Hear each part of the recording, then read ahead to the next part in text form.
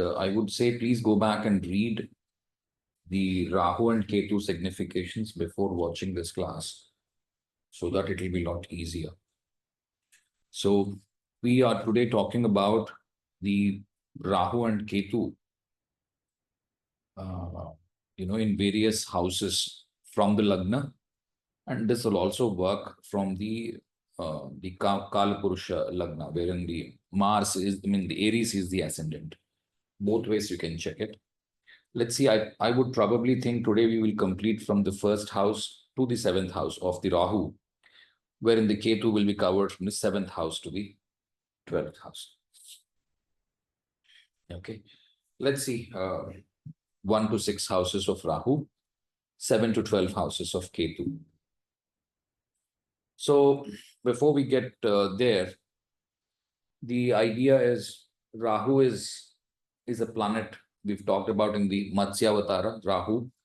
Ketu, Rahu we've talked about in the Varaha-avatara, and Ketu we have talked about the Matsya-avatara. So when the Varaha-avatara came in, Rahu expanded, right? He came out of the nostrils of Brahma, and once he came out of the Brahma's nostril, he constantly started expanding, and he has even occupied and swallowed the Brahma himself, or he became the Brahma himself. Okay, or he's called as the Yajna Varaha Murti. Okay, there is enough information of this available in the pravachans. I would recommend all of you to please read those or follow those pravachans so that it's a lot easier for you people to correlate and understand.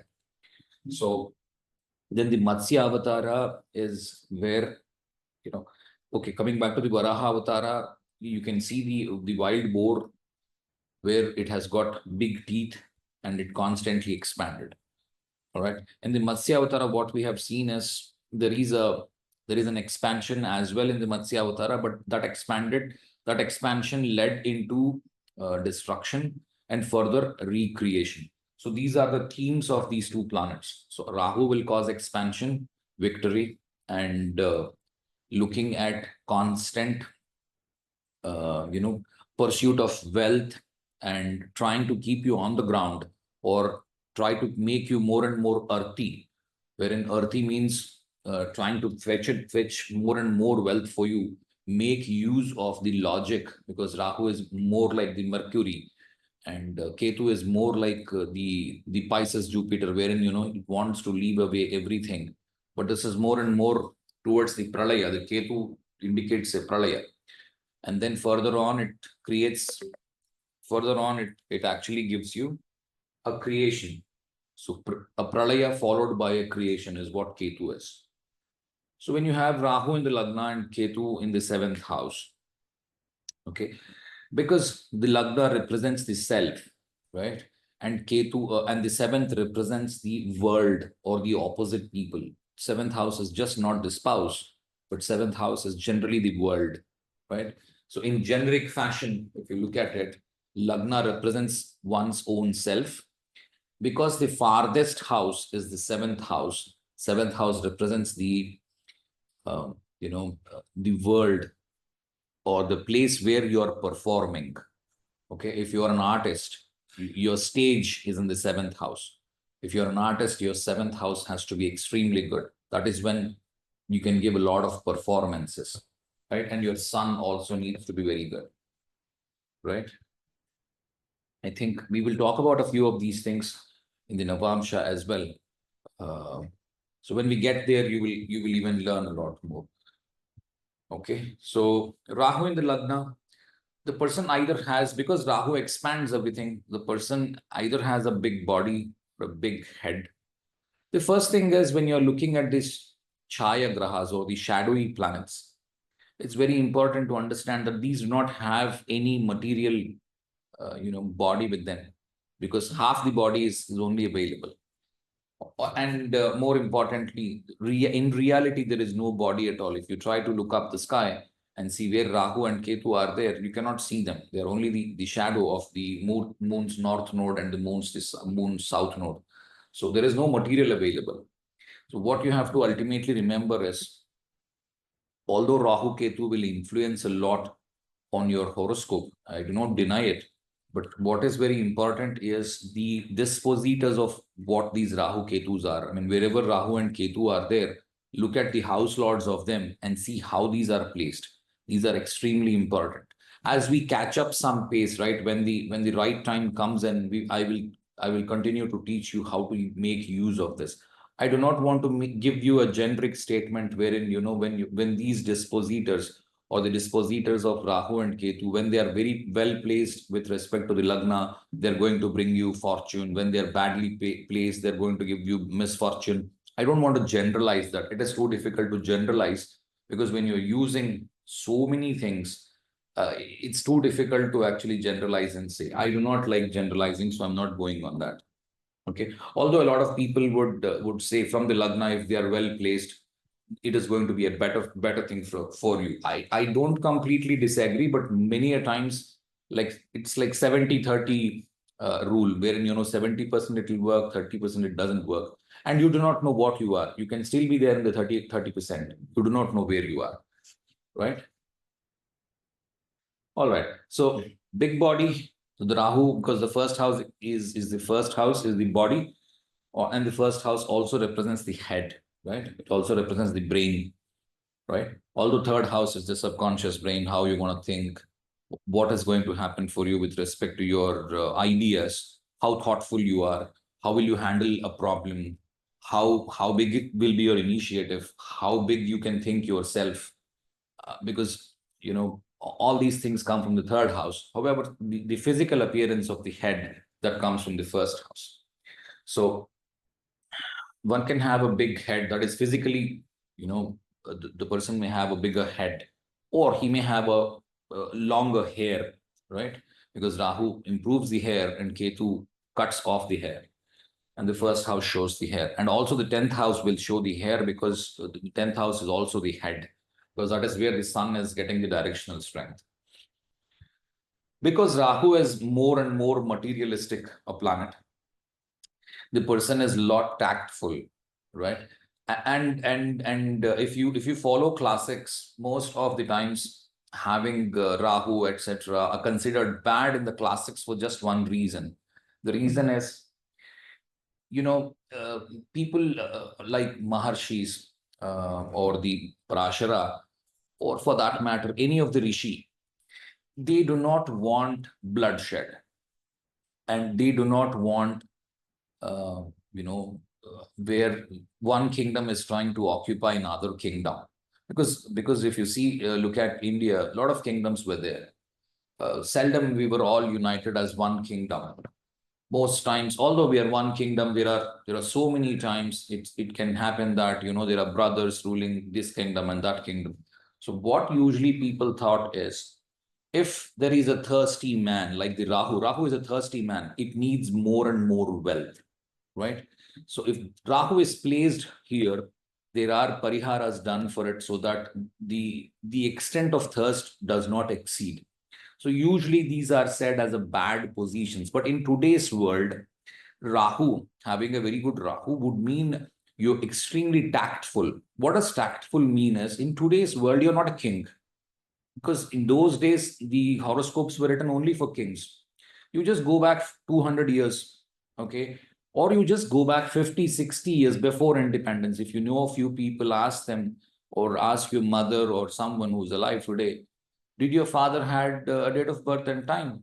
Not anybody had time. For sure they did not know what time of birth is it, because it was not required for them. For them, they were very clear that my father is so and so, is a farmer, so I would be a farmer. It's very, very clear for them, at least till 100 years back. But today the scenario has changed.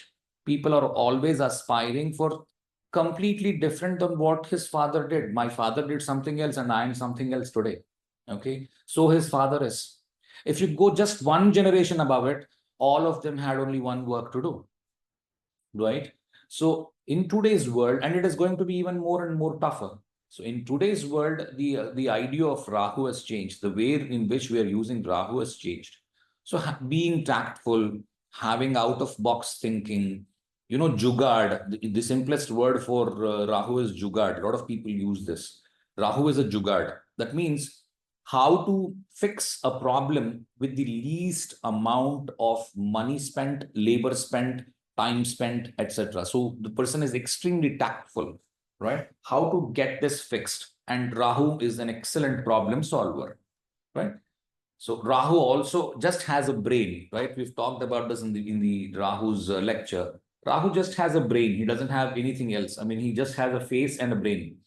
So all that he has is most of the face's part. I mean, most of the volume that the face occupies is the brain. I mean, brain occupies the most part of the brain, of the face. So what you will look at is this person knows a lot of things. He will try to combine two different, three different, four different subjects and make one subject and try to use it for his benefit, right?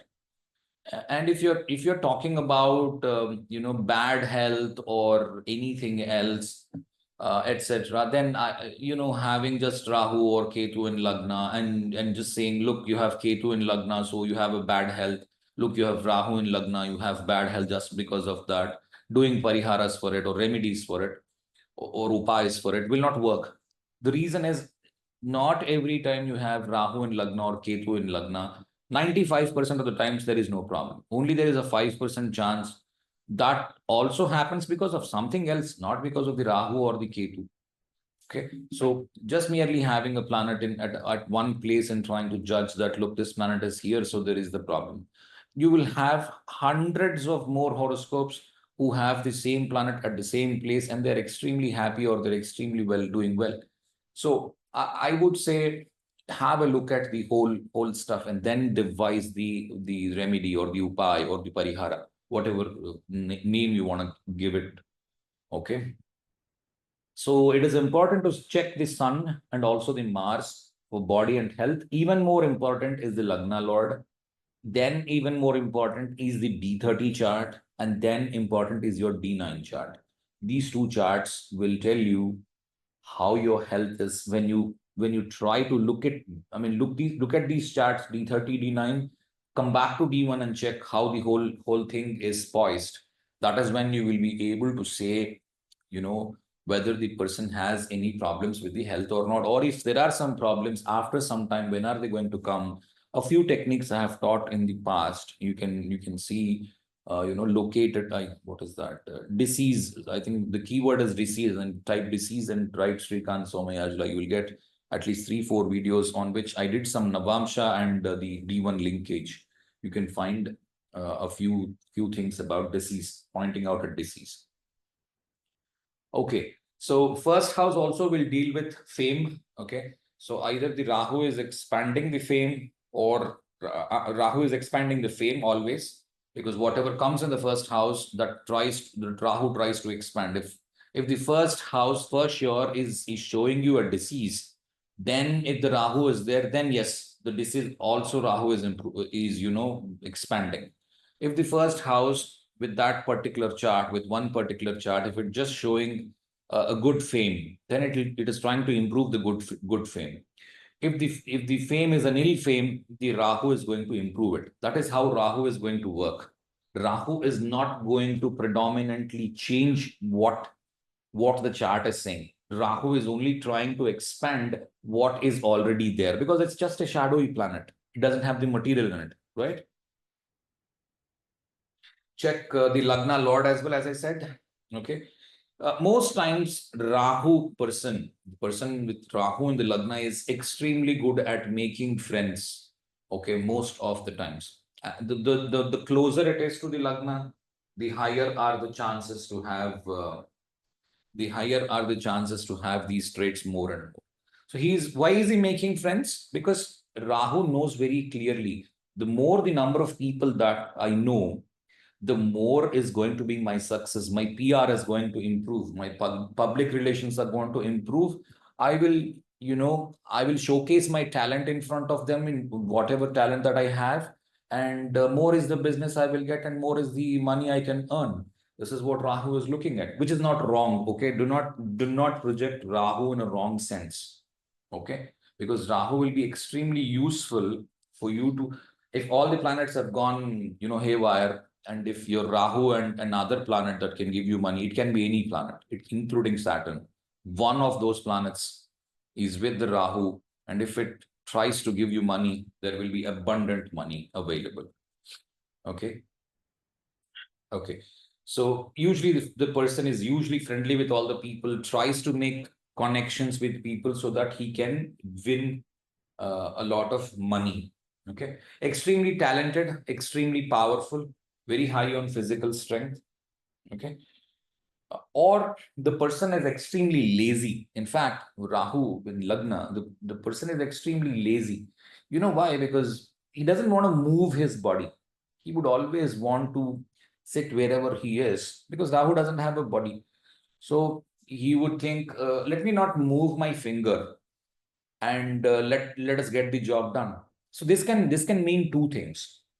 One is the person is extremely lazy, not doing anything, or the person is lazy, but he tries to automize things. That means he will try to depute someone and monitor his job, and he becomes the head of the department.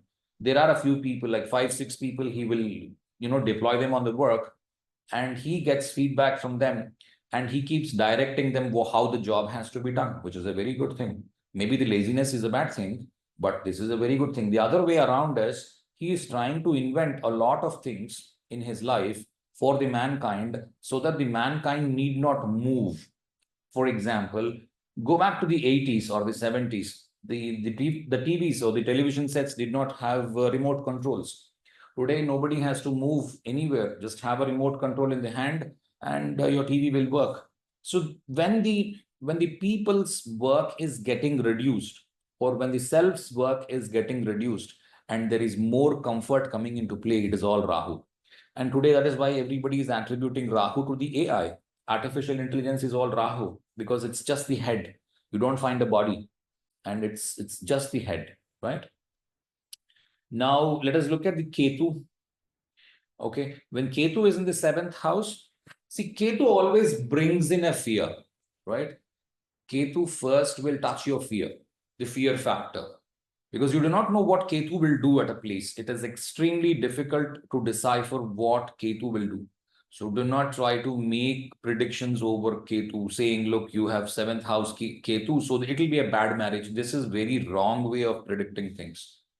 90% of the times, it is a good marriage. Only 10% it fails. However, why? Then I have seen 10 horoscopes, all of them have failed. Yes, because all of them have failed. Only those horoscopes you have seen. You have to see at a larger picture. When you see a larger picture, not every time a marriage has failed, then when there is a nodal axis, either the Rahu in the Lagna or in the Ketu in the Lagna, not every time there is a marriage failure, which is absolutely absurd. It cannot so happen. Okay. And for your kind information, anybody has to predict marriage, its stability, steadiness, how the marriage is going, when the divorce will happen, or when the death will happen. Without using Navamsha, it is impossible for you to decipher what is. I mean, it is impossible for you to come, for sure say. You can only speculate. Okay, there is Ketu in the 7th house. Oh my God. Okay, we need to be a little careful. What is the Navamsha saying now? Okay, many a times it may so happen that all your D1 chart is absolutely great. Your 7th lord will be exalted. Everything will be looking very rosy up here. You go to the Navansa, everything will change. Okay, so sometimes it may so happen that it doesn't strike the astrologer that look, something is wrong in the marriage unless the D9 is cast and D9 is looked at. So my recommendation is, if you want to decide something, always decide it based on at least 3, 4 things, not just merely looking at D1 chart without even looking at the degrees. Some people send out just the D1 chart, right? And they'll ask how my marriage is. It will look extremely funny to me. I cannot predict like that. There are a few people who can still predict. I have seen people predicting it with extreme accuracy that, look, this is what happened and this is what is going to happen. Okay. But I have tried myself. I never could master it for just one reason, because he's not the person who is trying to predict that is not using just that chart. He is using a Prashna chart or something else, and he's trying to give the prediction from there rather than based just on this chart that has been supplied. So my thing is, my strength has always been the natal chart or the birth horoscopy. I'm not very great at Prashna, although I do a little. I've been practicing it for some while. Once I master it, for sure, I'll teach that as well. But for now, when we come back here, so always be mindful of reading at least, look at the nakshatras of the seventh lord's dispositor, the cusp of the seventh lord. What does it say? Then move to the Navamsha. What does it say? And also move to the Dasha. Look at all these three things and then say that it is not going to take more than 4 to 5 minutes. That much of a time you have to spend. I mean, there's no hurry. Nobody is rushing you or nobody is asking you, please say it in 10 seconds, otherwise your job is lost. No, right? They are looking at a solution from us. So don't be rushing or don't be jumping with just one thing. I mean, be absolutely clear and say that, look, this is what has happened and this is what will happen. Once you do that, I don't think they will go nowhere else. They will always come back to you. Okay, so the fear of competition. So wherever a Ketu is placed, Ketu is trying to pose danger of losing something. Okay, the self will keep thinking that, am I going to lose here? Am I going to get something wrong here? I'm very fearful of doing this. Okay, or I'm not very comfortable doing this. Okay, so seventh house Ketu. What is he not comfortable with? Showcasing his talent in front of a lot of people. He's very fearful of losing his own self, or he's very fearful or ashamed, or I don't know. You can put all the attributes that you need to say. Let's suppose someone has a fear of attending an interview. Then that's why he has got every talent in the book for him to secure a job, but he's very afraid of facing an interview, right? This can also be the seventh house Ketu, because seventh house Sun is extremely confident of facing an interview, or extremely okay. We've talked about that in the Sun's class. You can go back and read that. I don't want to jump into Sun now. All right. Okay. So seventh is breaks in business or breaks in career, because career is 10th from 10th house is again the seventh house. So the person may have breaks in career or breaks in business, not necessarily having some issue with this, or everything is right for him. But the wife keeps complaining that, look, ever since I married this man, right? I'm assuming this to be a man's horoscope where he has seventh house Ketu. So I married this man and he never bothered to ask me any day that, did you have lunch? All that he said was, look, this is what I need at lunch and this is what I will eat at dinner. He never bothered, to ask me, did I have lunch or not, right? So this kind of emotional quotient difference, like this wife always feels that, look, I'm always there for him and he's not there for me. Then the husband keeps saying that, look, I'm there for you. That is why I'm at the office. I'm trying to bring you money. And you're thinking that I'm not there for you. This is absurd. Why I'm there at the office? It is for you and our kids, our family. We are going to do much better with more money. And you are saying, why did you turn up to the candle dinner? Right? So how does this work? It depends then again. So I'm not saying that the person has to turn up for the candle dinner or not, and for what the person is doing. Okay. So both will depend on how different they are. I'm only trying to say what the situation is. And will this go to a divorce or not? How would you estimate that? You have to go back into the D9 chart, right? So there is emotional and intelligent quotient difference. One is very intelligent, the other one is very emotional. That is what you can see. Where Ketu is emotional, where Rahu is more intelligent. And he's more practical. He would say, look, okay, there is a kid's birthday. So what? I'm going to Malaysia. I have got an urgent meeting with a client. I need to go there. I cannot give it up. So the girl would say, I mean, the wife would say, look, it's your kid. It's the first birthday of him. You're not turning up to the party. How is it possible? Right? The person would say, look, this is a 100 crore deal. I have to go there. I cannot lose this. This is my life. Okay. This is how the condition is. You may have to look at it based on the range that we are. I mean, I'm not saying 100 crore will always be a deal, but you have to use your common sense and see if it is a 100 crore deal or a 100 rupee deal, depending on the stage or the kind of person that we are looking at as a subject, right?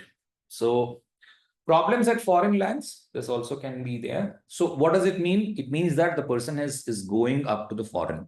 So the person has to face problems at foreign lands. Would be, I'm not saying that, oh, then let me not go to foreign. No, it's not that. Okay. If you're destined to go, you will go.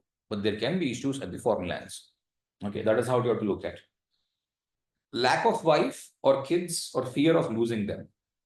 Okay, as I said, Ketu keeps telling you that there is a fear here. There is a fear here. The fear factor is that. Okay, the person. So I have made a few things here. One is the wherever Rahu is there he is going to show the tact. Okay, there he is going to show the tact, and on the opposite side it is going to show the fear. And then from Rahu, count 5 houses. Rahu makes that house and the planets in that house as an instructor. It takes instructions from there. Okay. So it makes Rahu work in the direction that these planets want. Those planets that are placed in the 5th house try to control the Rahu and say that, look, this is what you have to do, Rahu. That is what I'm saying. I'm your guru now. Right. And then the people and the planets that are there and the houses or the house that is there in the 9th from the Rahu is controlled by Rahu himself. That house will act like a disciple of Rahu, right? Because Rahu goes, in the retrograde motion. If you count in the reverse direction, you will see first the 5th house is the 9th house, and the 9th house is the 5th house. So that's why. So I said 5 houses you count, Rahu will make it a guru. 9 houses you count, Rahu will make it a child or a disciple, either way you call it. So, and from wherever your Ketu is placed, from there the 12th house, Ketu always likes to destroy. So just try to see where the pralaya is coming. So what does destroy mean is it is not going to kill or it is not going to do anything. It is going to destroy in the sense it is going to transform, right?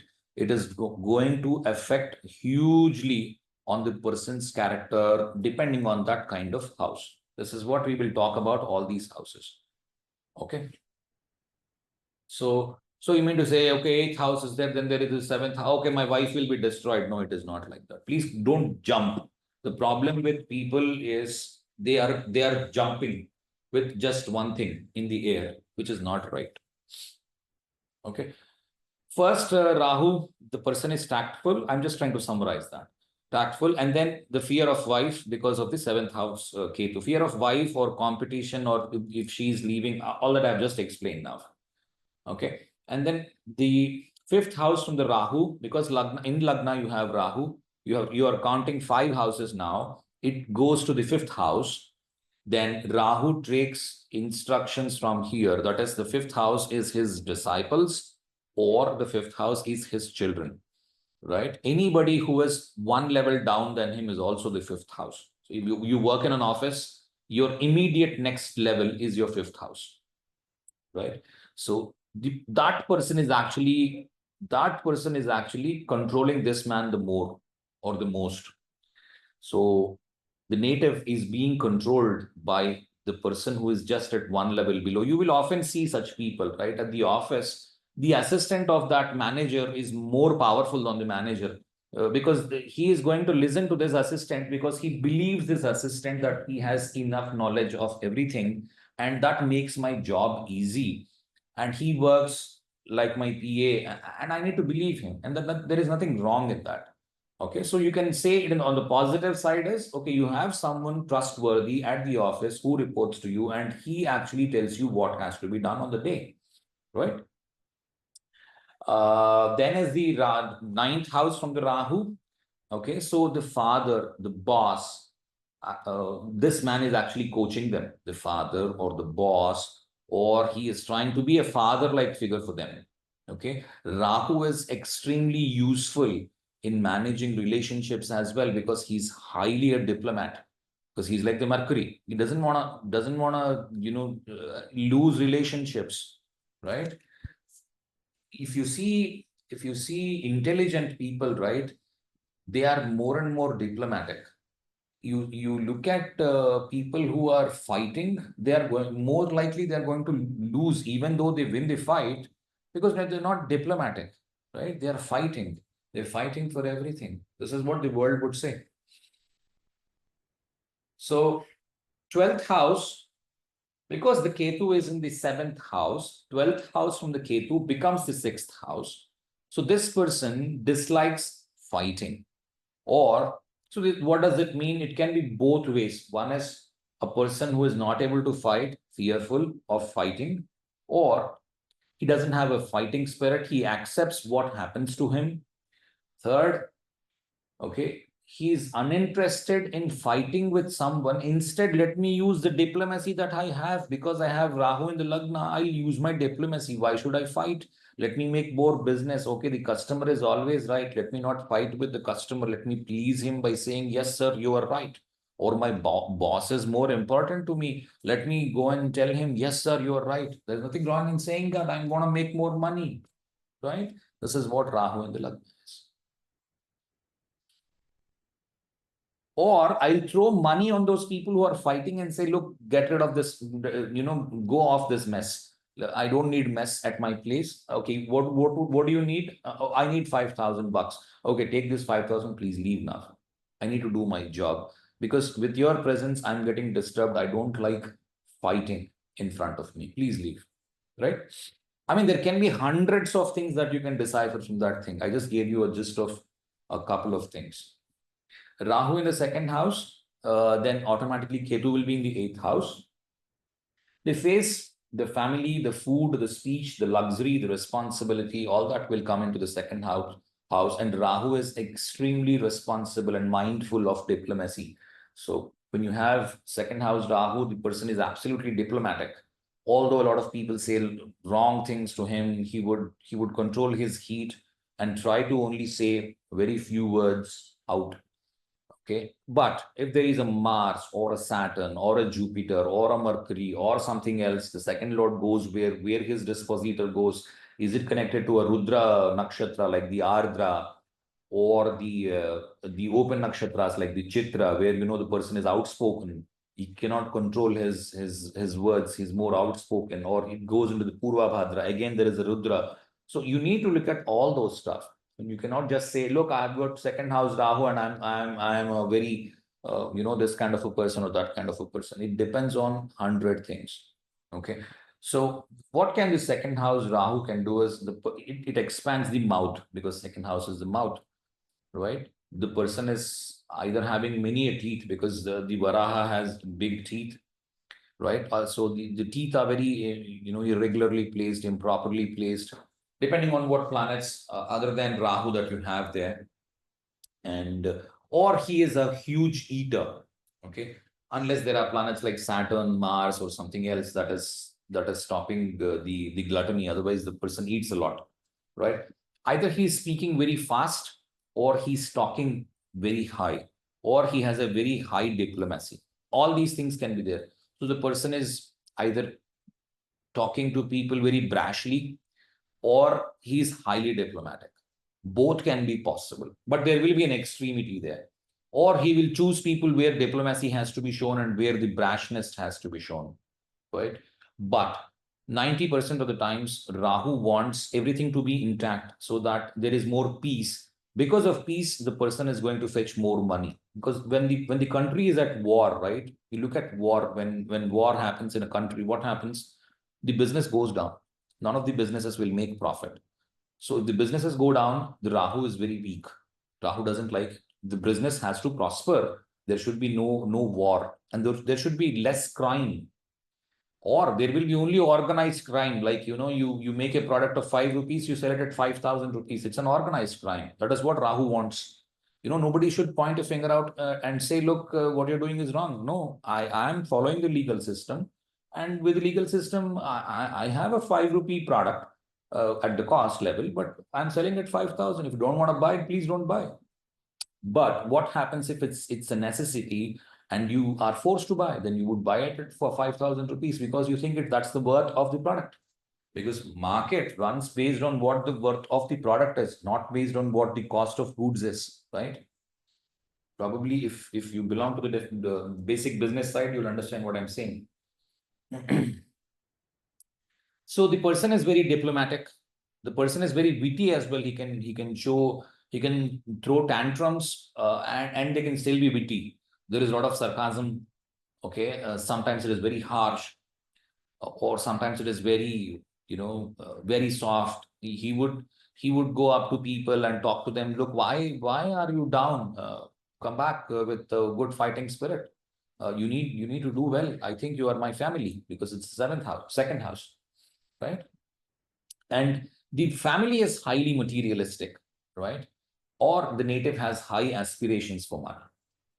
Materialistic family does not mean a bad family. Okay, do not think. I mean, do not make a stereotype of the materialistic family as shown in the movies. It's not like the movies. Okay, don't be at the movies. Be come to the reality. If you're an astrologer, materialistic family is always a good one.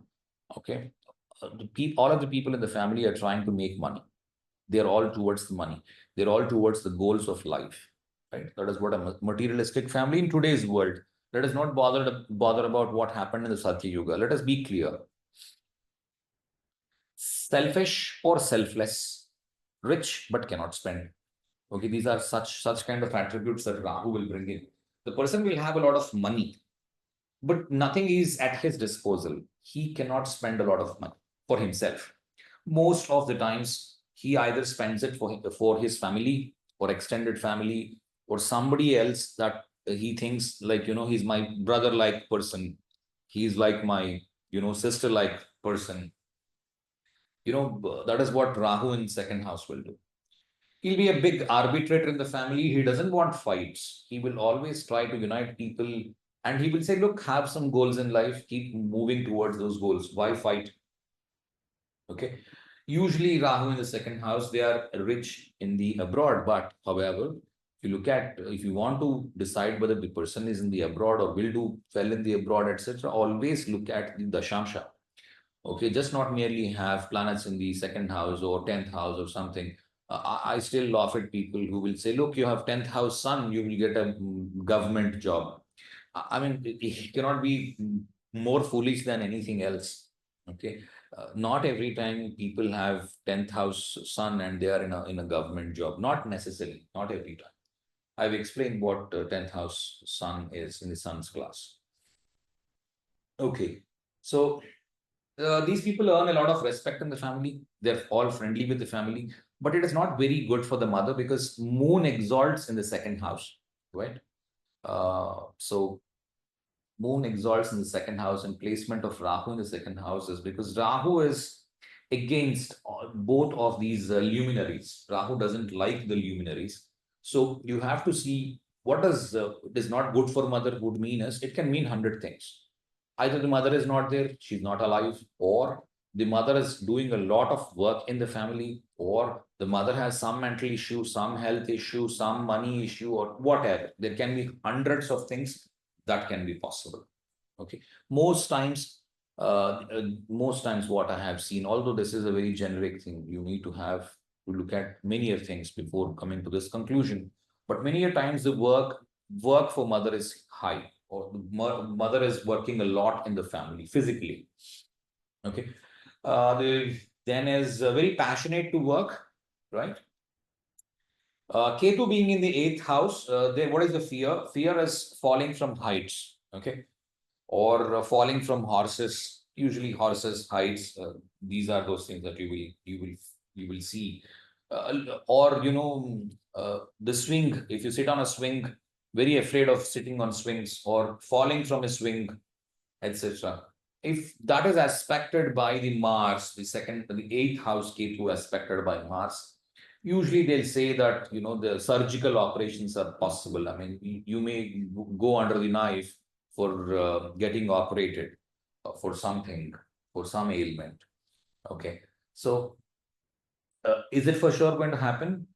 Not many a times. Okay, how do you look at it? I will teach you. You need to look at D30, D9, Dasha as well, alongside the D1. Because ultimately a few combinations have to be seen in the D1 as well, because the operation happens to the physical body. I don't deny that. So just having Ketu and Mars in the eighth house will not always give you operations. But yes, there are good chances. Emotional in-laws, right? This is what you will get from Ketu. Ketu is very kind of emotional because it is headless. Ketu tries to find, where can I cry? What can I cry for? Right? So emotional in-laws and a practical family. The person where he belongs to is a practical one, and his family, his in-laws are all emotional people. It can also so happen that the whole thing is reversed as well. So there is a mismatch between the in-laws uh, and the and the user in the owner's family or the native's family. Wherein one side is emotional, the other side is practical, because usually the axis is 2-8 axis, so it can have an exchange as well, right? Digestion issues, piles issues, because the eighth house, right? The eighth house is called as the Randhra. Randhra means hole, right? So a man or a woman would have 9 holes in the body, of which one hole is called the Brahmarandhra. Brahmarandhra will be there in the head. From there, the prana has to leave the body. That is the best way of leaving the body when we die. But I don't think very, very, very seldom people get a chance to for the breath that we take to leave from the Brahmarandhra. It is impossible. Okay. So coming back to the Randhrasthana, so getting operated for one of those Randhras, one of those holes in the body, okay, that can also be a prediction. Or, Ketu is headless, and if it connects to the Brahmarandhra, the person has extreme knowledge of or he's a psychic. He would close his eyes and say, look, this is what is going to happen, and it will happen, right? Or he's a great astrologer, may not be well read, but he remembers a lot of things that automatically comes to him. He will look at the chart and say, look, this can happen, right? And then okay, let's come to the Rahu in the second house. Wherever Rahu is there, it shows the diplomacy. So in the second house, it shows diplomacy. In the second house, it shows the richness, right? Fifth from Rahu will be the sixth house, because Rahu is in the second house now. Mother's siblings are going to be the gurus of this native. So either the person respects a lot the mother's siblings, they will teach the native a lot of lessons. I mean, it can be a lot of lessons as well, as in the phrase. The native may get a lot of lessons as well. Or many a times the mother siblings are controlling the native, or whatever decision that he has to make in life will depend on these people, the mother siblings. Okay. I mean, many things can be decided, but it cannot be explained in, you need to, it has to strike for you. I'm trying to open up all your doors and say, look, be open to everything. That is what I'm trying to do here. And then ninth house from the Rahu is the 10th thing. So this control, the person controls father's family like a father, right? The 12th house from the Ketu, because the Ketu is in the 8th house, the 7th house will have Ketu's effect. So Ketu can destroy competition. So whenever the person is talking, not many people will object, right? Okay, so this person has said, maybe it will be okay. Okay, so or the person doesn't like objection. Both can be there. Or there is the destruction of husband's ego, right? 7th house is the husband. So the husband's ego, or the wife's ego is dead, or the husband may go under a knife, right? Or the husband's health is not good, or the husband's career is not good. It will depend on hundreds of things. You have to see from the Navamsha as well.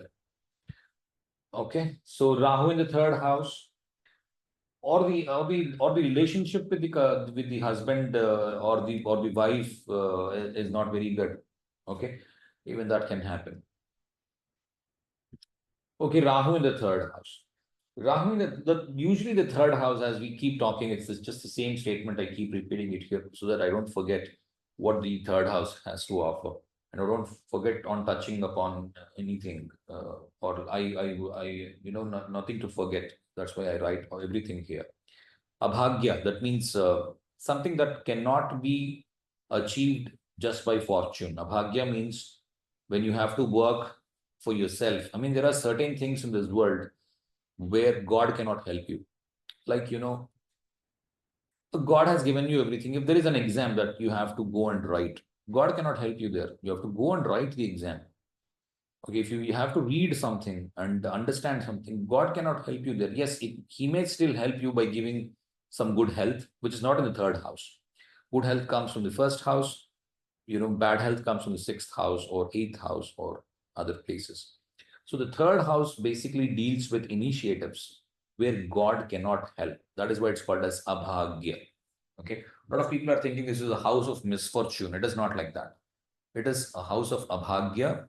That means where God cannot help, where you are the boss or your free will is going to work, where your initiative, we usually have the sayings like, you cannot have, the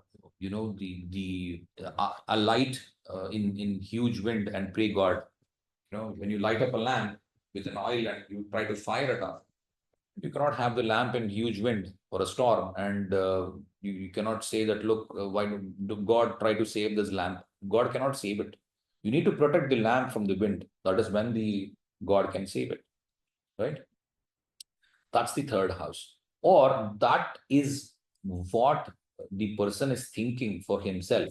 That is what the person has it in his hands. Hands are the third house. Third house is the hands. What do you have it in your hands? What can be controlled by the native himself? You cannot control the external world. How the world is going to react for what you're saying will depend on your luck. Say one statement given by one person that may bring in a huge backlash, and the same statement given by another person in the same media, could be the same media sources, you will get to see, right? Same statement said by somebody else that did not receive any backlash. Instead, he was praised for it. Same statement given by somebody else in the same context, he may receive a huge backlash. So how the people can respond is not in your hands, but what has to be said. Third house is communication. Third house is hands. Third house is what you do, your work. If you have to do something, your talent, everything comes from third house. If you hear Dipanjagiri classes, he will say, look, if you have a very good third house, that itself is enough. Don't even look for anything else. Your third house itself will protect you, because you know that God is not going to help me. It is very clear for you that, look, anything is there in my hands, which is a very good thing. Don't think this is an atheism, there is no God. No, it's not that. It's about the feeling that, look, I have to help myself, which is not wrong, correct? So that is what Rahu is very good at. Rahu is excellent with the third house because he thinks God will do his work. Let me do my work first. God may help, may not help, is not in my hands. Let me do my job. What is at my hands? What is that I should be doing? What is there in my hands? Let me do that. And let me do that with complete perfection. That is what Rahu is. Rahu is extremely powerful in the third house, right? Because the axis of the third house and the ninth house is the exaltation points of the Rahu and the Ketu. Rahu exalts in the Mithuna or the Gemini, and the Ketu exalts in the Sagittarius. Some people would opine that it is in the Scorpio and the Taurus. I don't deny. Okay, it doesn't mean that I deny the Scorpio axis or the Scorpio Taurus axis. However, if you apply, because second house is the money. Rahu is focused on money. So a lot of people think that focus of Rahu will be in the second house. That's right, absolutely right. I don't deny that. However, Rahu is a big atheist than the Mercury. Mercury is a bigger atheist. Rahu is much bigger than him. Because to look at those houses, what Mercury is ruling. Mercury is exactly ruling the opposite houses of what Jupiter is ruling. What is Jupiter saying? Look, just do what you can do and leave most of it to the God, because everything comes from the karma. You cannot do much. Because look, the family in which you're born, you cannot control.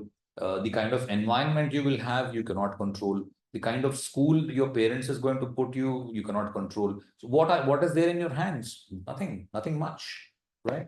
What Mercury would say is, okay, you don't have control on all these things, but when you're put to school, or when you're in the environment that you are, you still have a lot of things to learn. You're in the nature. Nature is the teacher. That's why Mercury rules the nature, right? So you have the intention to read or learn. Be curious, keep open ears, keep open your eyes, keep everything open, keep you have open mind, and try to understand. People with closed minds will say, look, I cannot bear sarcasm, I cannot bear somebody saying something wrong to me because my Mercury is very poor. Okay. Rahu is like that. Rahu will say, look, there is no God. Okay, even if there is God, that's not my duty. Let him do his duty. I'm there here to do what I am ought to do. Let me do that. So the person has excellent thinking. Okay. He is trying to think, okay, I'm doing this step. So what can be the next step of the audience or the person who is receiving it?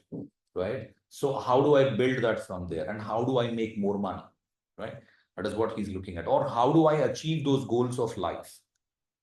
Right. So excellent questioning abilities in the third house. Rahu tries to question a lot because why does he have to question something? He's very curious to learn. People who are curious to learn will try to have more and more questions. And by having that inquisitive nature, the person is trying to understand, okay, what happens when this happens and what happens when that happens. This is what Rahu is very good at. Okay. And he will not approve anything very easily. So somebody says something, okay, somebody comes up to him and says, look, if you do this and this and this, then you will get that. Somebody says that. Somebody who has poor Mercury and poor Rahu may think, okay, can be possible, let me try that. But the person with the Rahu in the third house will at least have 10 questions in his mind. But I have heard somewhere else that this and this will do that. So if the person who said this has the capability to convince the person with the third house Rahu that, look, due to these reasons, it will work this and this way. That is when the Rahu will be convinced, or Rahu will still be skeptical and he will say, look, let me try this out first before, saying, because he'll try to understand the potential. Okay, how much is the potential of this thing? Is it worth so much? Should I have to try? Or should I have to just believe this person? He'll take a very quick call on that and try to implement that based on it. If the idea has to be rejected on the head, on the face, Rahu will not be afraid to do that. He will say, look, this idea will not work for these reasons. Okay. Now go back and come back. Right. So one is the third house, improvement of the third house. So your subconscious brain is highly tuned up with the Rahu. Okay. And the person is thinking a lot of things, excellent thinking abilities. And there also the third house is communication. The person can be very good at communication and following diplomacy, right? Many brothers and sisters or treating many as brothers. I mean, he will keep calling everybody a brother. Hey, bro. Okay. Or hey, sis, why not we do this? In today's world, this is what, but you may still have older people. They will also feel that inside that, look, he's like my brotherly figure and he'll try to help a lot of people. And there is no bias for him, right? Because Rahu thinks, look, I'm an intelligent person. I know that I'm an intelligent. And let me try and help these people. There's nothing wrong in helping. I mean, do not think that Rahu will not help. Rahu will help more than the Jupiter. Rahu is capable of helping everyone. Because why Mercury or Rahu are helping is, Mercury is like a kid. You look at kids, right? Kids actually help a lot. Look at, if you train kids to help in the kitchen, they'll do the best work to help the mom. Because they want to help their people. The only thing for Mercury is, okay, I'm trying to learn, right? While I'm helping my mom, if I have to cook, I will also learn this. I'm very curious. How does cooking happen? Okay. So it's just because of that curiosity they try to help. And if there is nothing to learn while they are helping, it becomes a little difficult for these people to, help. So you have to look at it in that way. So try and give such kind of work to those people who are very curious, right? That's what we do. Extremely hardworking, extremely brainy, right? There can be loss of siblings if aspected by Mars, or conflicts or argumentative with their siblings. Okay. And there is a huge self-respect for this person who has the Rahu in the third house. They cannot stand the smallest insult. It becomes too difficult for them to handle simple insults also. Okay. And then the first, Ketu in the ninth will be there. So Ketu in the ninth can mean the person begets children. Okay. Easy to get children. However, how do you decide whether children are there or not? I have given childlessness a big article here in the website. Go to Saptamsha from the menu. There you will find childlessness. You have to see that. And also go to Saptamsha chart and check when the possibility of children is, right? You cannot just like that say, oh, I've got ninth house Ketu, I don't have children. Yeah, it is possible because you're not looking at the fifth house at all and just looking at ninth house and saying, oh, there is possibility of children, right? So if this can also work as, look, the other thing is third house is the Maithuna Bhava, and you have Rahu in that. Rahu tries to work there. Okay. Bhagya from Mlechas, right? Mlechas would mean people from the west side. Okay. So the person may be having a lot of connections with the Western world or people who live in the west side. Okay. So on the west coast, west side, it pulls you to the west side. Okay. Or it may pull you to America, pull you to Gulf, from wherever you are, I mean, stationed, right? So the person, look at this. I mean, because the Ketu is in the ninth house, the person will have a lot of God's grace because he's completing his job in the third house, right? And then you have the Rahu in the first house. The person is practical, good subconscious brain, and there can be pain in shoulders, neck, etc. Because the third house is the neck and the shoulders and bahu, right? So there can be pain in the shoulders, etc. Or maybe having some issues with thyroid, etc. But where do you see all that is you need to use the D30 chart. I'll teach you in a few days. While I teach Navamsha, I'll touch upon the D30 as well. Some basic things. Let us see. So the Rahu, when it is placed in the third house, it will aspect the seventh house.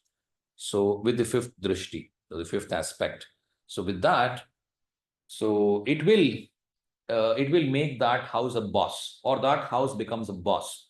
So either the spouse is a little bossy, or the partners with which the person is working in a business or at the office as well. If you have the people at the same level, like, if you are a departmental head and there are other departments, right? There are other heads as well for those departments. So they are like your partners. You are like equally poised people. Such people can be like really bossy. Okay, they may show a lot of bossy attitude at you, or you have intentionally made them bosses so that they are very good in their subject and you want them to be the boss. How do you know about all this? You will have to look at into the D9 chart or the D10 chart, depending on whether it is the spouse or the boss, right? And then the ninth house thing will go to the 11th house because the Rahu is in the third house. The ninth aspect falls on the 11th house. This protects, I mean, the person protects his elder siblings like a father, right? Then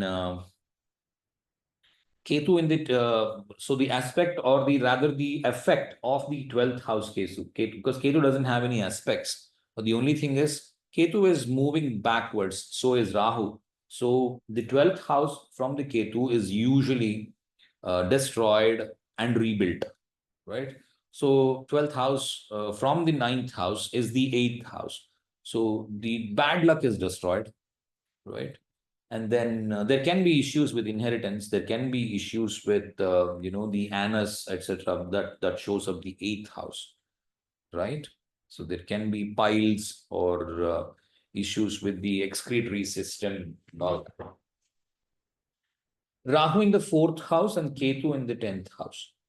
So 4th house would represent mother, home, vehicles, comforts, right?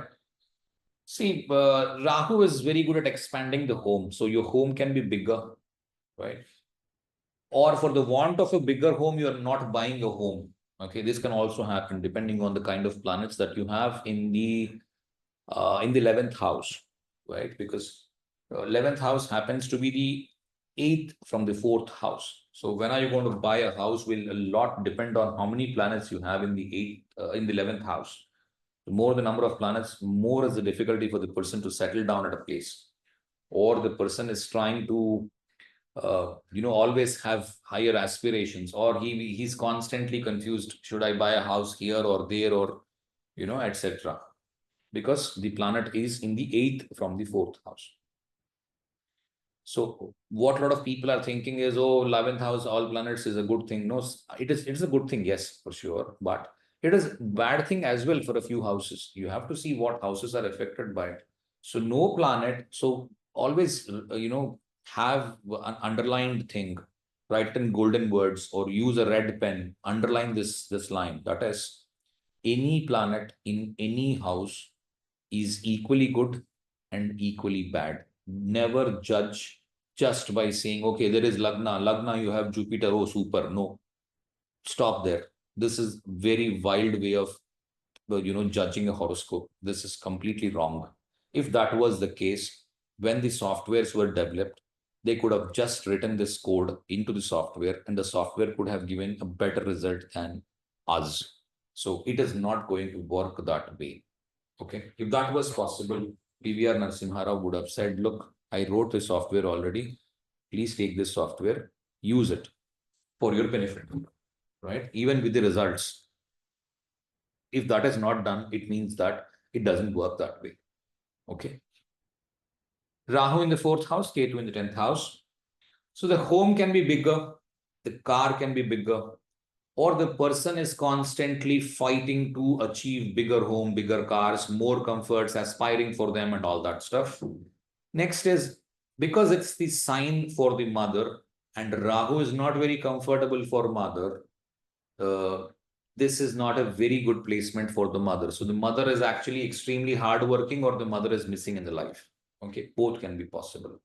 Or the mother has a lot of mental worry, mental tensions, hallucinations, some kind of problems, etc. possible. But how do you determine all that? You have to look at the D9 and also the D12. Okay, D12 will also talk about the parents. Okay, there can be respect from the royals, okay, because it's the royal sign and Rahu is a royal planet. The person doesn't behave cheaply. Rahu is very, very royal planet. Actually, he acts more than the sun. He will bring you into an illusion as if this person is the sun. It's not the real, although the real sun will look like fake sun now. Rahu is capable of doing that. So he will look like a royal when it is in the royal signs or the royal houses, right?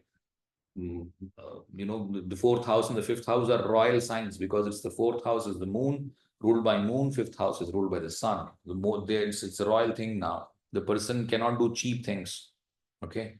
So the person cannot act cheaply, he cannot steal, he cannot beg, he cannot borrow. It becomes extremely difficult for him to say, look, I'm in a deep problem. He cannot say that, look, why don't you guys please help me? It's difficult again, like the sun, which I talked about last time. When you have a great sun, it's very difficult for the person to ask for help. Okay, we are running short of time and I'm in storytelling yet. Okay, let me run a little faster. Respect from royals, just I covered that. Living abroad, quarrelsome due to emotions. Okay, this person can be a little quarrelsome because Moon, Rahu, they do not go very well. Person can be a little quarrelsome or constantly tensed. Okay, or he will say, look, nobody understands my emotions, or he's highly emotional himself, depending on whether the sign is a practical sign like the earthy sign or an emotional sign like a watery sign. Okay, and also please look at the D10, D9, etc., so that you will know where he is using those emotions. He may be very good at work because the Rahu's placements are very different in the work chart, like the D10 chart, and the D9 chart, it's very different. So the person may be very emotional at one place, not in the other place. It's a little difficult because Rahu can shape up your personality. I don't deny that. But because an emotional person cannot be different at the office and cannot be different at the home, but there are a few. There can be people who can manage that thing, and when the expectation is there, that is when the emotion will come. So maybe the person has a huge expectation from the family because of the D9 chart, while the D10 chart says something else. Okay, talented to move others emotionally. He can create an illusion, as I said, or he can pick up good sales. Okay, helping extended family constantly. So the Ketu in the 10th house. So the person is doing some job where his presence is extremely required. Look at a sculptor. What does a sculptor do? He finds a stone, and if you look at a stone, what happens to you? You would say it's a stone. A sculptor looks at a stone, he would say there is an idol inside. Okay, I can make an idol out of the stone. And if ordinary people like us would look at it, you will say it's a stone. What is so great about it? He would say, I'll make a murti out of it. Okay, I'll make a murti out of it. I'll make a Krishna out of it. I'll make a, I don't know, Shiva out of it. Or maybe I'll make a toy out of it for the people, for the kids to play. It depends. So the kind of job the person is doing when the Ketu is in the 10th house is, it needs the person himself. Okay, so you can look at, like, chefs are there, right? A lot of people think the 10th house, sorry, the second house will get you into cooking, but can also so happen that there's a chef, or there is a, I don't know what you call him. We call him master in lots of places of the South India. What does master mean is, there are 5, 6 cooks under him, and he keeps coming to all these 5, 6 cooks, and he'll add the final taste thing for it. Either maybe he adds some salt into it or something into it so that it becomes more tastier, right? Only if this man adds, that taste will come. That is how he does it. Although he tries to teach it to several people, not everybody is able to pick it up. Okay, or the person is a great painter. Okay, or the person is like a wine taster, right? There are very, very different jobs where, a person sits at a place, he keeps tasting wines, and he says, these wines are good, these wines are bad, or these wines need these changes in the taste, etc., etc. Such kind of jobs where the person has to be constantly present is one thing, and he is unique. You cannot replace that person, because such talents, right, these do not come with normal brain. Ketu doesn't have a brain, and it is put in the 10th house. Now, the person's 10th house has a very different brain, right? The work needs a very different brain. That is what the Ketu is. Or there are constant breaks in regular work, or the person gets just contracts. Okay, he works only on contracts. You could be a film actor just signing a few contracts and earns like 5,000 crores a year. Or he could be a simple guy who is actually trying to fit himself into a 9 to 5 job, and he's struggling. How do you know all this? How do you confirm whether the 10th house Ketu is working bad for him or good for him? One is, you ask him if you're a sculptor or a painter or something very unique that you're doing, or encourage him to do such thing, because these people will have such talents. The second thing is, look at the D10. Is the D10 in tune with the placement of the Ketu here? And then it means that it is money for him. If it is not, then he is trying to find a general job, like 9 to 5 job, like everybody does, and he's not able to fit into it, right? So depending on the dasha that he is running, you may have to advise him, look, there is no way, because see, let us suppose if person is starving, he doesn't have money in his hand. And if you're trying to advise him and say, look, you have some talent, you try to showcase this talent to people, for him to, master that talent or maybe showcase that talent, he needs money. And if the D10 is not in such a situation, if the Dasha is not in such a situation where it is, where the situations are very conducive for him to show the talent, then ultimately he'll end up nowhere. So in such a case, you cannot advise him that. You have to see the D10 positions and then say, look, you may have to work in the regular job for a few more, years or months or days or so, or maybe suggest him a remedy so that, he gets some opportunity of investment, etc., from somewhere, and assure him with the stuff that look, somebody will turn up to you. I mean, I made such many predictions like that. Somebody will turn up to you wherein you do this remedy, somebody will come and tell you. uh, I don't like to praise myself on the internet, that I seldom do, but I want to say this. I'll not quote the people whoever got this, but somebody will turn up to you and they will do this and this. They'll put that money so you can focus on your talent, and that is how it can happen. Okay, it depends on what actually you want to give, or what actually the chart is saying. And most times, what happens is with the 10th, in the Ketu in the 10th, the person tries at the wrong place. I mean, he would be a great painter or a musician or some talent he has, and he's trying to apply for 9 to 5 jobs as a librarian, or I don't know, as a peon, or whatever job comes my way, let me apply. Okay.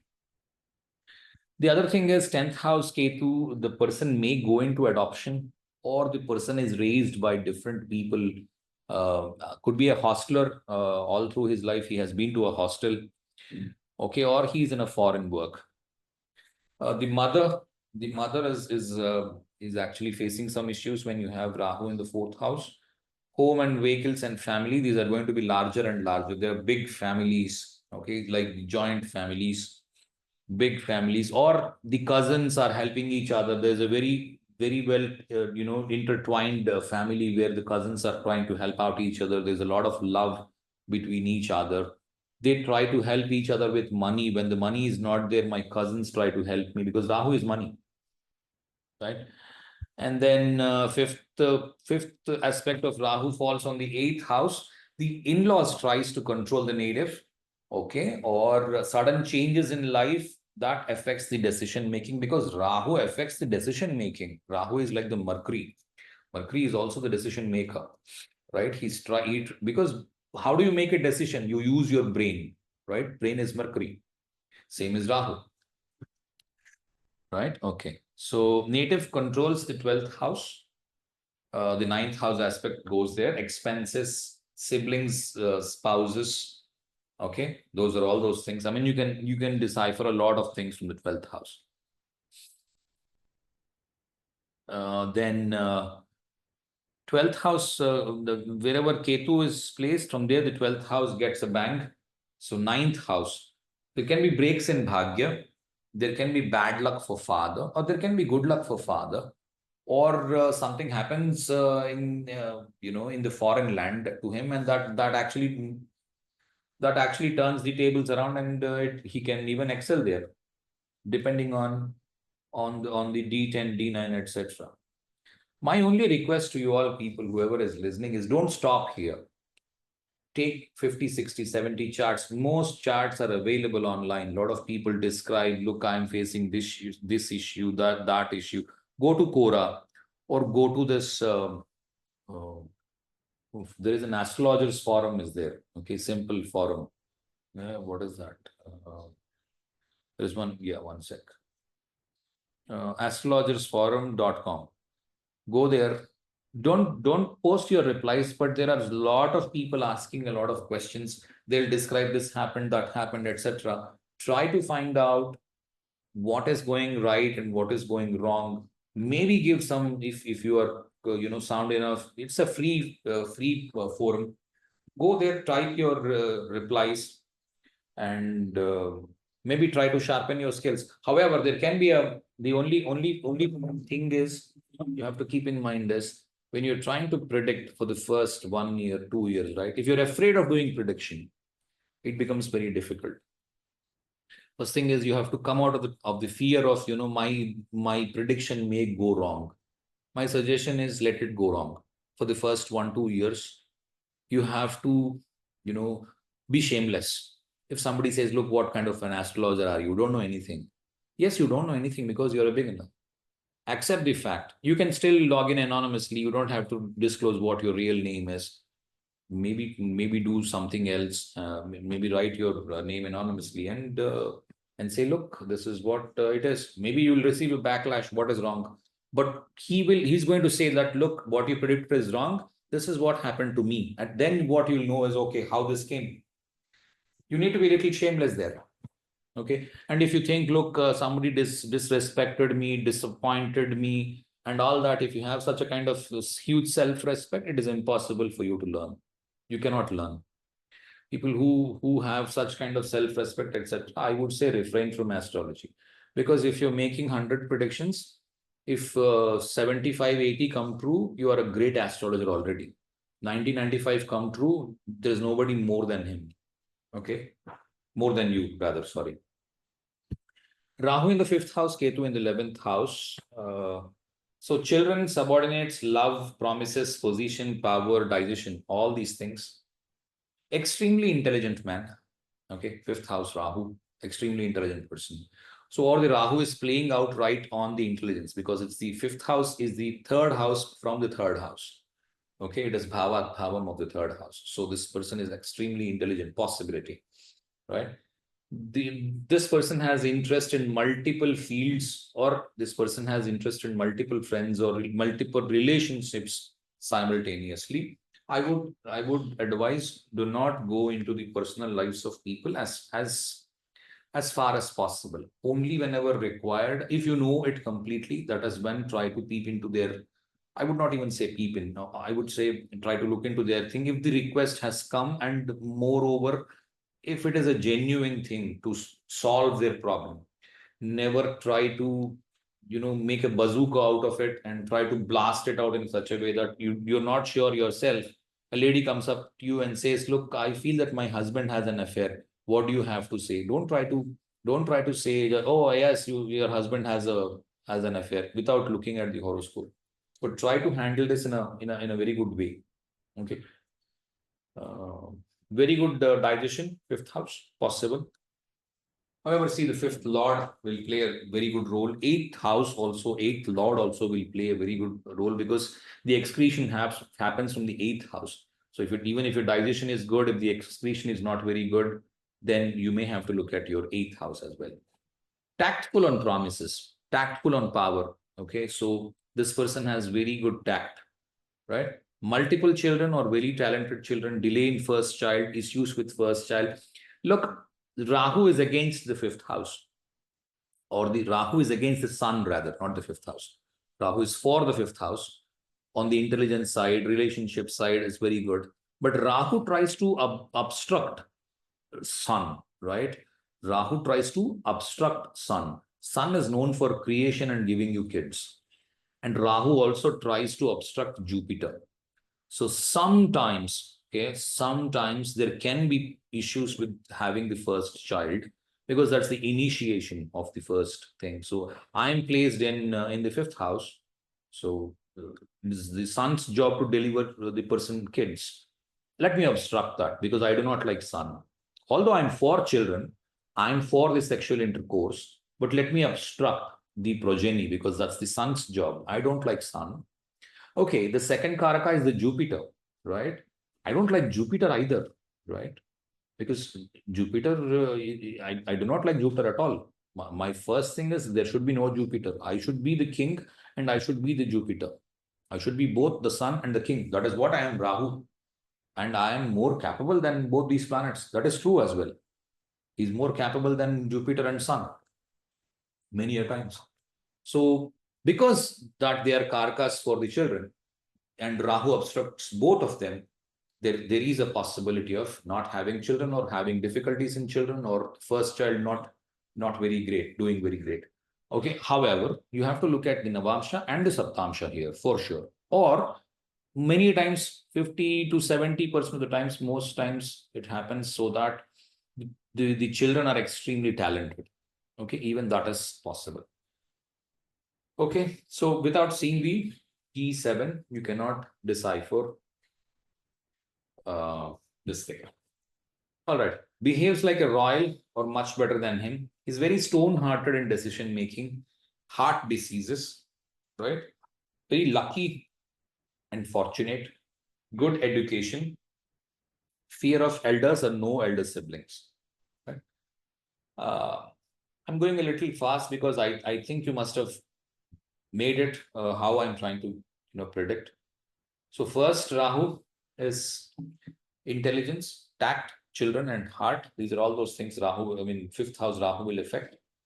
Fifth from the Rahu goes into the ninth house, the aspect, takes instructions from those boss or the father or the elderly people. Ninth house aspect goes into the first house. So the person, protects himself like a child. He's trying to be a little selfish about himself. So fifth house Rahu, what matters most for him is my first house. So if the first house is absolutely great, then everything will be very great. Okay, so 12th, Ketu, from wherever Ketu is, 12th from it is what is usually destroyed and rebuilt. So it destroys the father's family or tries to destroy the regular work. We'll be looking at royal work, or what does royal work would mean is deploying other people for the work and this person becoming the boss of them. Okay, royal work doesn't mean, I don't mean to say he's going to become a king or something like that. Not every time. So the person is trying to deploy people. And then let's see Rahu in sixth house as well. And then take a break there. The person is quarrelsome when you have Rahu in the sixth house, worried only about self, because the person constantly projects himself that, look, my focus is on my sixth house. Sixth house is money making. Okay, do not think sixth house is the Shadripu. Shadripu, yes, correct. But sixth house is the trines to the 10th house and the second house. So the person, how much is he working to make money, or how much is he going to be selfish to make money? Don't think selfish is a wrong word. Being selfish is good because you're bothered about your business. You're bothered about yourself. You're bothered about your kids, your family. Okay. So having sixth house Rahu can be a very good thing if you're a person who's running a business or a big guy in the office. Okay. You're very calculated about the earning, right? Focused only on his routine. He's a little selfish, right? Dislikes hard work, instead works mostly with the brain. So he's going to make solutions for the mankind to simplify a lot of things. This can also be possible. Okay, courageous and challenges everyone because he's not afraid to fail. Sixth house Rahu. See, look at people who are successful. They tried it many a times. They became shameless a little bit. Okay, so leave that ego thing, move forward in life. This is what Rahu will say. Problems of eyes, navel, feet. High expenses like the king. Okay, because sixth house also deals with expenses because the Ketu is in the 12th house. You do not know why the expenses are happening. Okay, fear of expenses can also be there. Okay, problems of eyes, navel, or feet because 12th house is all about those three things. Poor bedroom life because you are trying to be very aggressive in the office, and when you come back from the office, you're very tired and you do not have a great bedroom life. Okay, or you have a very high spiritual self, and your Ketu in the 12th house is more powerful than the Rahu in the sixth house. Okay, and there is least physical labor. What does least physical labor would mean is one can show a person who is not working at all, trying to quarrel with everyone, or trying to judge everyone and say, look, this is what you have done wrong. Because sixth house is about the nitpicking, right? If you've heard the Panchagiri's classes, it's about the nitpicking. The person is trying to, find faults with everything. That is what sixth house is.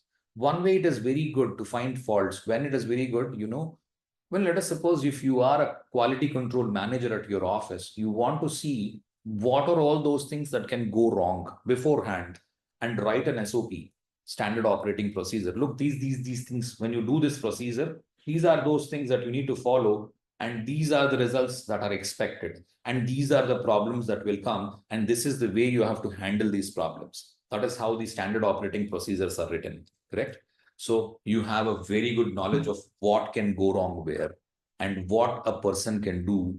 And you have a great knowledge of the people, the process, the material man, material machine, right? All three, you have a great knowledge and you'll try to fit in there.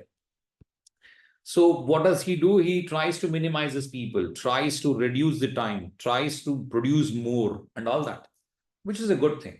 Or he can be so that he's a very lazy man, doesn't want to work. How do you confirm what is actually going up really there? Look at the D10, look at the 10th house, and also look at the Dashamsha, both things, right? So Rahu, the fifth aspect of Rahu goes into the 10th house. Father's family instructs him. The boss is powerful. Okay. So now, if there are a host of planets in the 10th house, many people will try to instruct. Okay. All right. Ninth aspect of Rahu goes on to the second house. He protects his family very well. He will be very furious if anybody occupies his inheritance. Right. And 12th house Ketu destroys, because why inheritance? Because ninth house is the future. My future will depend on these second house, right?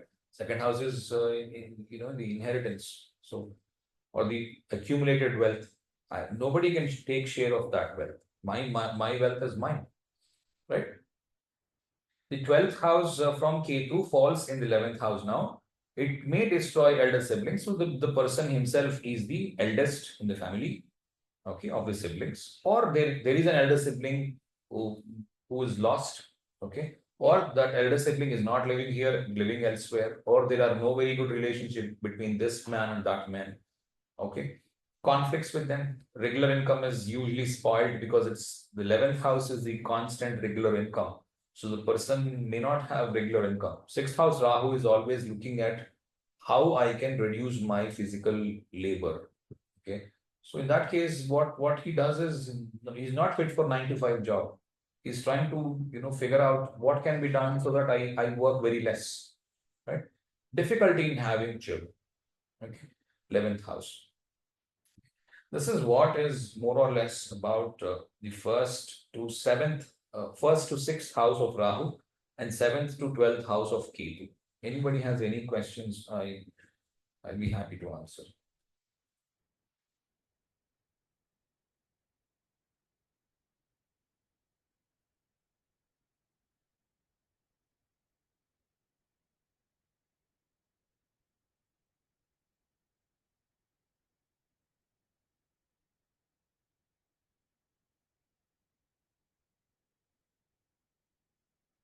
No questions to anyone? Sir, I have a question. Yes, go ahead. Is this all the placements in different houses? Can we also come to some conclusions in divisional charts too, or this is applicable only to the D1?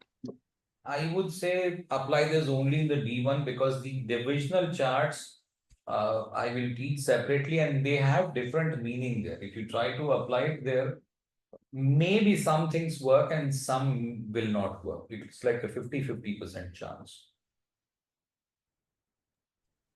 Okay.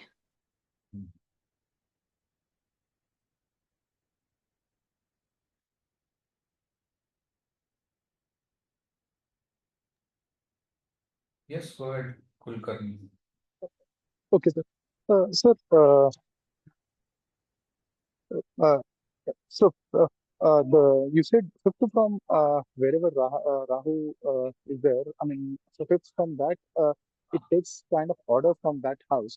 So, and at the same time, you mentioned luminaries. Rahu doesn't like. So, if we have luminaries in fifth from itself, then how does it work, sir? You are Will it be asking happy about a to take order specific, from? you are asking about a specific chart. Okay. I'm not very, this is a very generic prediction. So the generic thing, the luminaries are going to instruct the Rahu. Okay, okay. Yeah. Or And you have to see what houses are moon and sun ruling, and those people are mhm. actually instructing the Rahu. Okay, the significator of those No, let us houses. suppose the 10th lord is sun, 9th lord is moon. Uh-huh. So now the Uh-huh. father and father's family are instructing the Rahu. Okay, okay. Okay, okay. Yeah. So one more question. Mhm.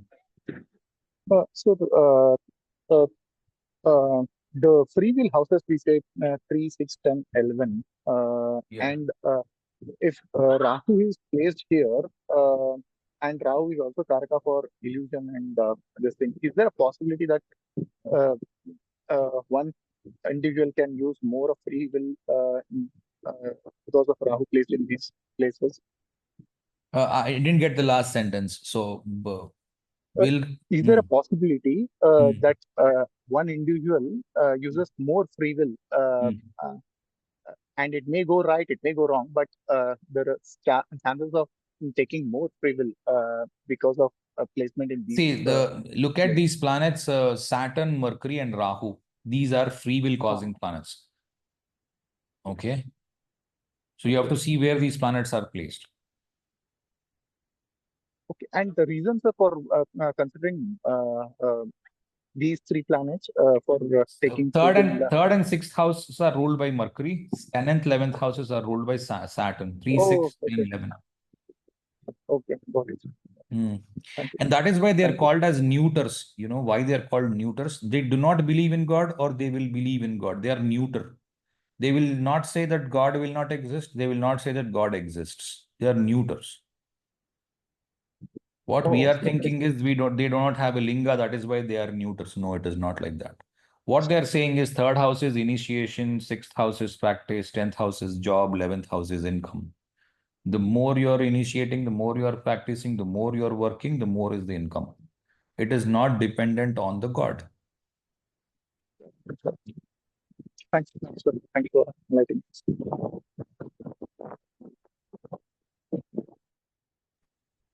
Sir, Yes. what is the effect of the Rasi on Rahu? Means, will the results of Rahu depend on the Rasi it is placed in, Yes, or it is. It will and what be. and See, and what about the what I planets? have said is you can use these placements from the Mesha also, from the Aries also, right? Let us suppose Rahu is in Gemini, you read this Rahu in the third house and Ketu in ninth house. Similarly, if your Rahu is, I don't know, fourth from the Lagna, then you read this also, the fourth house and the 10th house. Try to mix both and then you get the result. And what about the planets aspects on Rahu? That kind of things. Planets aspects on I have talked about this lecture in the previous class. Okay. Okay. Okay. Okay. Planets conjoining Rahu, I have taught. Maybe from there you have to understand a little, but my suggestion to anyone is always use nakshatras. Do not use aspects. If you are using D1 chart, decipher everything using the nakshatras. Have you read my nakshatras? Right, sir. I had read. Okay. So those will prevail more. 80-85% result will come from there. You can solidly say this is what the result is. These will be used as to understand if I am giving a remedy to anyone. Let us suppose there is Rahu somewhere. Rahu is an obstructor of Jupiter. If you are giving a Jupiter remedy and into a house, if Rahu is in that particular house that you are remedying, Rahu will not allow that remedy if it is a Jupiter remedy. What is a Jupiter remedy? Is a puja, or you are giving a homa, or if you are giving, mm, calling everyone for a lunch or a dinner thing. Rahu will not allow it. Then you have to think of a different remedy. It is because of that I'm teaching you this. Otherwise, this is not required. Okay.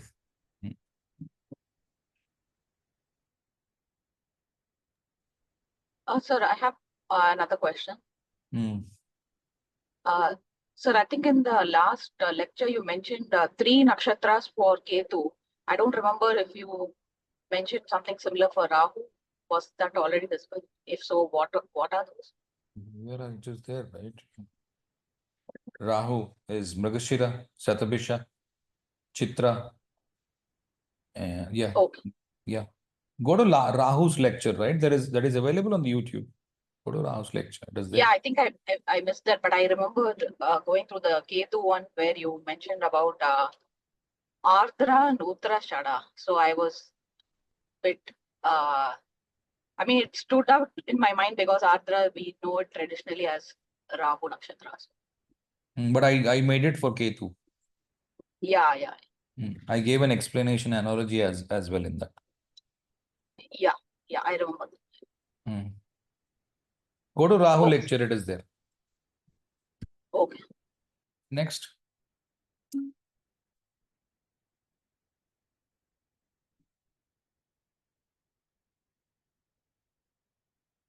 Ustad.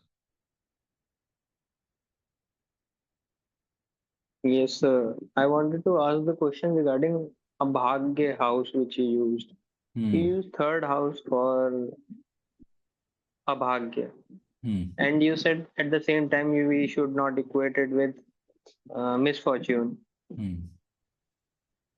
So it is a little confusing because Abhagya is the negation of Bhagya. Won't it be better that if we say that third house will be Purusharth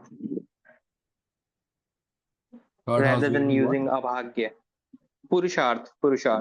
What Purushartha? Whatever hard work a person There are requires 4 to do in order Purusharthas. to. You know what are Purusharthas? No, that Purusharth I'm not talking about. I'm saying hard work over here. Whatever is in the hands. That Purusharth meaning I'm Okay, I'll taking tell over you. here. I'll clear your confusion. The loss of Bhagya, the 8th house, is generally considered as misfortune. Yes. Okay, because it is the 12th house from the 9th house. Okay. Okay. 8th from the 8th. Okay, now I get it. 8th from the 8th is third. So Yeah. you can. That is also a Bhagya. Okay. But 8th house is not actually misfortune. 8th house is an upheaval in the fortune. It can even go upwards as well.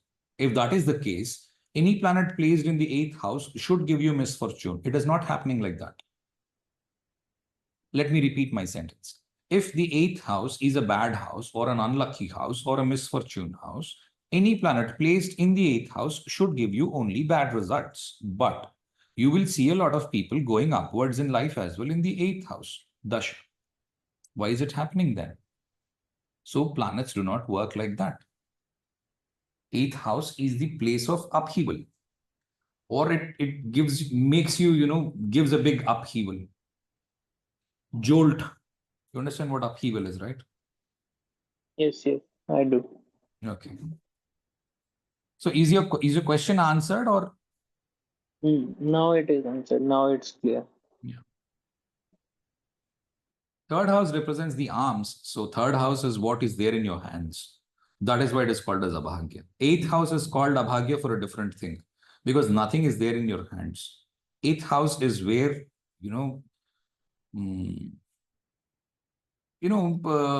if you see kids, right? You look at kids don't take any offense here or don't take any wrong meaning here. It is only for the people to understand. You see kids, they drink milk and from the mother and excrete at any time, right? And as we grow, we try to teach ourselves that, look, this is the time to excrete and this is the time to eat. So there is a cycle. That is why we try to control our 8th house, the excretion. Right. But what happens is if your stomach has gone haywire and you need to excrete somewhere, it's not in your control. But that is your 8th house.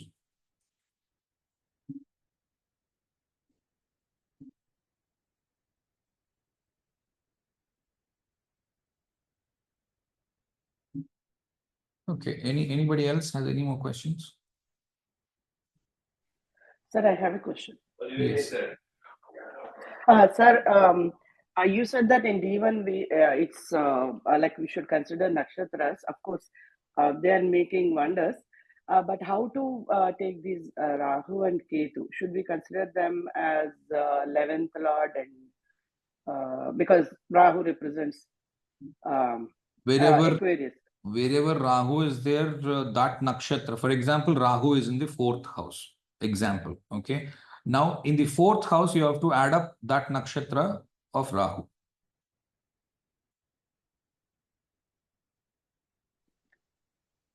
What you are right now doing is fourth lord dispositor you are taking and trying to predict what the result is. Now, you also have to add in the fourth house, let us suppose there is Aslesha. In Aslesha, there is fourth house and Rahu is there in it. Moon is in, what is it, Scorpio. Mars is in Aries, let us suppose, in the Ashwini, right? So you are now right now saying Ashwini Mars for the fourth house, correct? Now you also add up Aslesha to it, to the fourth house. Oh, okay. Got it. Same is the case with any planet as such. If there is a planet in that house, take that nakshatra also, add it. Same is the case with Rahu or Ketu. All 9 planets, wherever they are, so there will be somewhere some planet, right? So that nakshatra cusp also please add into the 4th house result or 5th house or 6th house or wherever you're talking about. That will give you a more clearer picture. Yeah, yes, sir.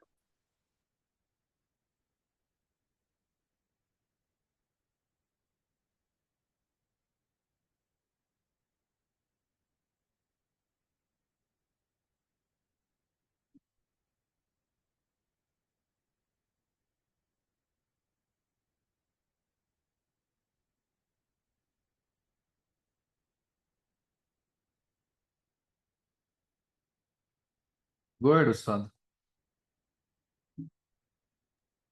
So there is an observation on my side, Hmm. and I want to ask you whether you have observed the same or not.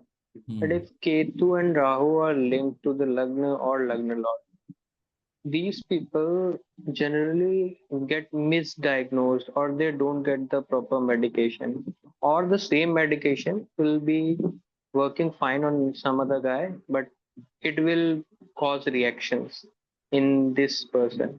And I have tested this on 10-12 charts, and they Probably the will get axis some is of the axis for the Rahu and Ketu is the Mars and the what is that? Sorry, Moon and the Saturn axis. Mostly in Cancer and what is that? Capricorn. Capricorn. Yeah. Capricorn. Hmm.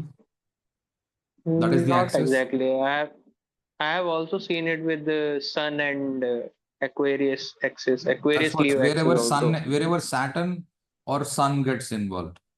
Okay, that is where it will work like that.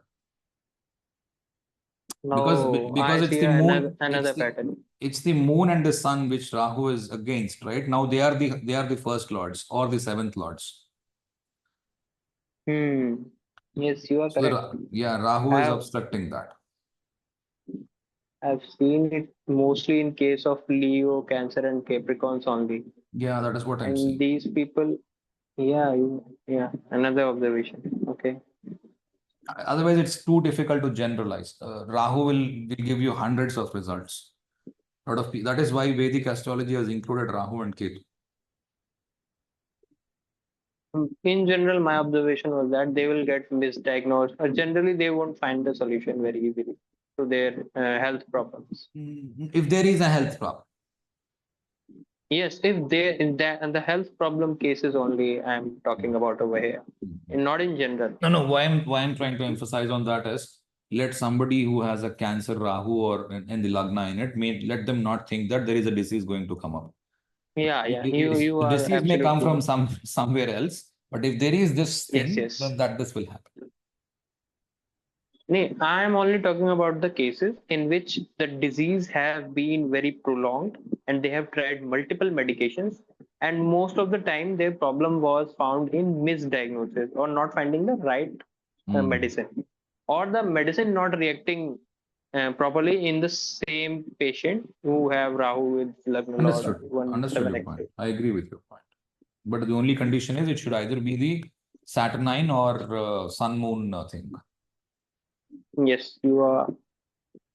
Yes. Okay, thank you. Rarely it can also happen through the axis of Moon and Mercury and Jupiter, the Virgo and the Pisces. Rarely. For that, the Scorpio has to be bad. But I will prefer not to use these things because you need to remember thousands of combinations if you're doing this. Instead, the best way is to use the nakshatra so that you master them, it is a lot easier and lot logical. Otherwise, why Scorpio will be related for that Mercury thing, you do not remember, you cannot remember that. That is because the eighth lord is the, I mean, eighth goes into the Aries, and that also is the third lord, and in the Virgo itself is the Roga sign, the sixth sign. That also can be a possibility.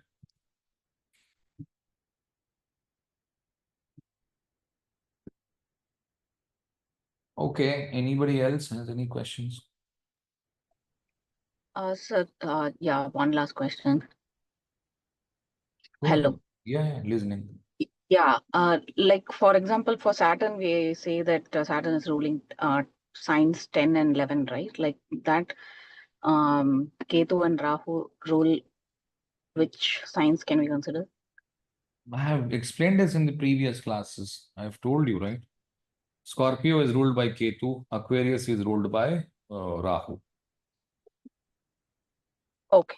Yeah. Because of the relation to Mars and PoojaThe Saturn. Ketu, Shanivat Rahu is what people will say, right?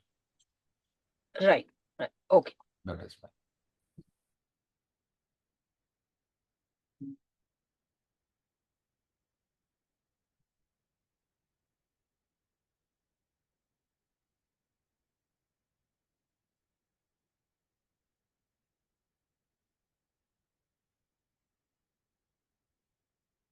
Okay. Any other questions from anyone?